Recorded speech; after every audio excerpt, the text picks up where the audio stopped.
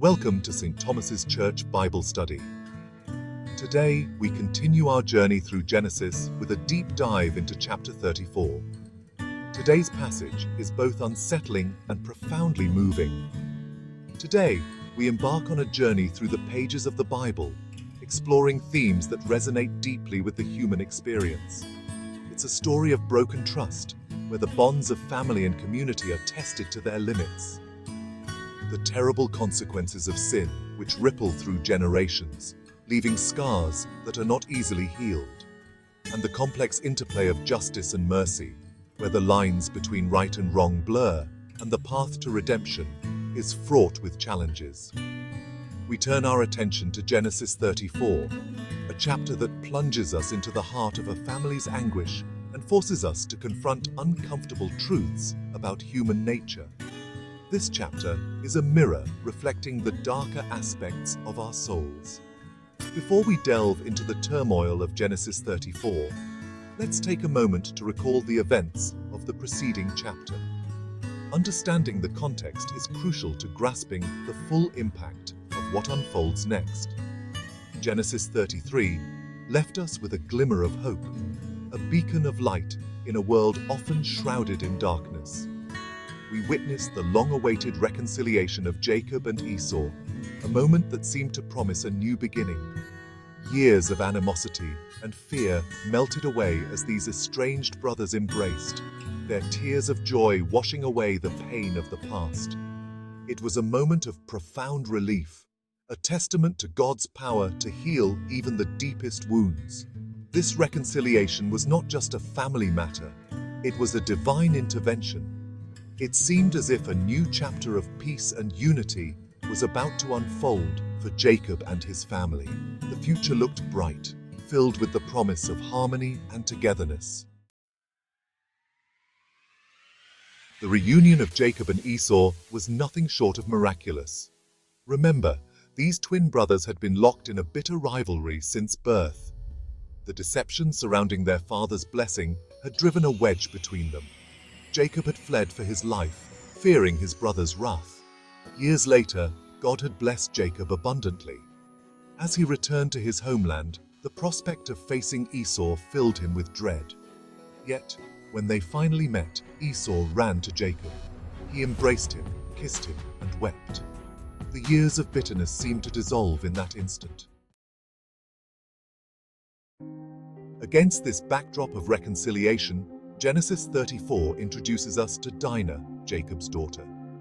Dinah is a young woman, and the scriptures tell us she goes out to visit the women of the land. It's a seemingly innocent act, a glimpse into the everyday life of this nomadic family. However, tragedy strikes. Shechem, the son of Hamor, a prince of the region, sees Dinah and is captivated by her beauty. He takes her and violates her. The Hebrew text uses strong language, suggesting a forceful and brutal act. Dinah, vulnerable and alone, becomes a victim of a horrific crime. The news of Dinah's violation reaches her father, Jacob, and her brothers. Jacob's initial response is silence. The scriptures don't tell us why he remains quiet, but we can only imagine the turmoil in his heart. Perhaps he was stunned into silence by the enormity of what had happened. Perhaps he was grappling with his own feelings of helplessness and anger. In contrast to Jacob's silence, Dinah's brothers are outraged. They are furious with Shechem for what he has done to their sister. Their anger is understandable, even justifiable. They feel the weight of responsibility to protect their sister and uphold the honor of their family. A covenant of deceit, a dangerous deal. In the aftermath of this terrible act, Shechem, to the surprise of many, approaches Jacob and his sons. The air is thick with tension as he steps forward, his intentions unclear to those watching. He claims to be in love with Dinah and asks for her hand in marriage. His voice trembles with a mix of desperation and hope as he tries to convince Jacob of his sincerity. His father, Hamor, accompanies him, seeking to make amends for his son's actions.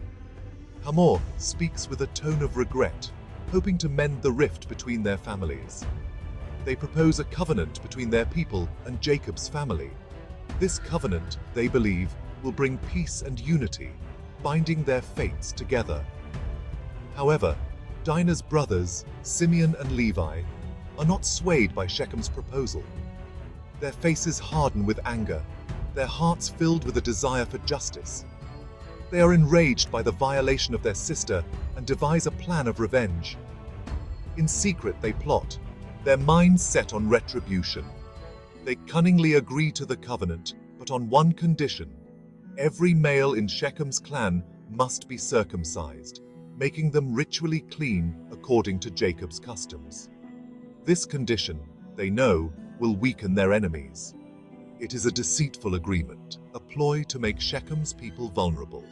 The brothers' true intentions are hidden behind a facade of peace, as they prepare to strike when their enemies are at their weakest.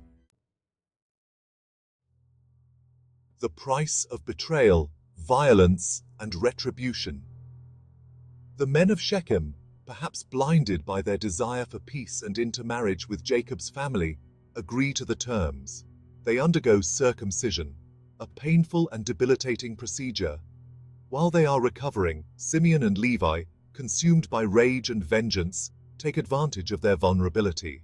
They attack the city, killing every male, including Shechem and his father Hamor. They take Dinah back by force, leaving a trail of bloodshed and horror in their wake.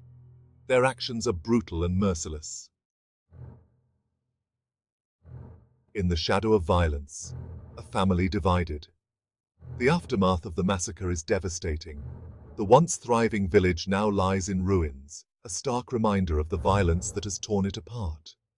Jacob is horrified by his son's actions. He cannot fathom the brutality they have unleashed upon their neighbors, and the weight of their deeds presses heavily on his heart. He rebukes Simeon and Levi, saying, "You have brought trouble on me by making me stink to the inhabitants of the land." His voice trembles with a mix of anger and despair. "I am few in number, and if they gather themselves against me and attack me, I shall be destroyed, both I and my household." Jacob's fear is palpable, his concern for the survival of his family evident.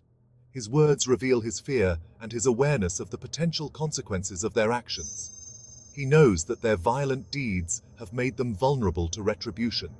The land, once a place of refuge, is now tainted with blood and vengeance. The serenity that once characterized their home has been replaced by an atmosphere of dread and uncertainty. The fragile peace that Jacob had hoped to build with his neighbors is shattered. The bonds of trust and friendship have been irreparably damaged. The family is deeply divided, haunted by the weight of their actions. The once united household now faces internal strife as guilt and blame threaten to tear them apart. Justice and mercy. A difficult balance. The story of Dinah, Shechem, and Jacob's sons raises profound questions about justice, revenge, and forgiveness. Shechem's act was undeniably evil, a violation of Dinah's dignity and her family's honor. His actions demanded justice. Yet, the way Simeon and Levi chose to avenge their sister's honor was equally abhorrent. Their actions were fueled by rage and a thirst for blood that went far beyond seeking justice. This story forces us to confront the complexities of our own human nature. It challenges us to examine our own capacity for anger, our desire for revenge, and our understanding of true justice. It reminds us that violence begets violence, leaving only pain and destruction in its wake. The echoes of anger. Lessons for today. The echoes of this ancient story reverberate throughout history and into our own lives. We live in a world where violence, abuse, and injustice are all too common. Like Jacob's family, we are often faced with difficult choices in the face of suffering. How do we respond when we or those we love are wronged? How do we seek justice while also extending mercy? These questions have no easy answers. But the story of Dinah reminds us that true justice is not about perpetuating cycles of violence and revenge. It is about seeking restoration, healing, and reconciliation. It is about breaking free from the chains of anger and hatred that bind us to the past. A prayer for healing. Seeking wisdom and grace. Let us end our reflection with a prayer, asking God for guidance in a world often shrouded in darkness. Lord, you are a God of justice and a God of mercy. Help us to always seek your will in all that we do. Guide our hearts away from hatred and revenge. Give us the courage to forgive, even when it is difficult. May we be instruments of your peace, working to heal the brokenness in our world. Amen.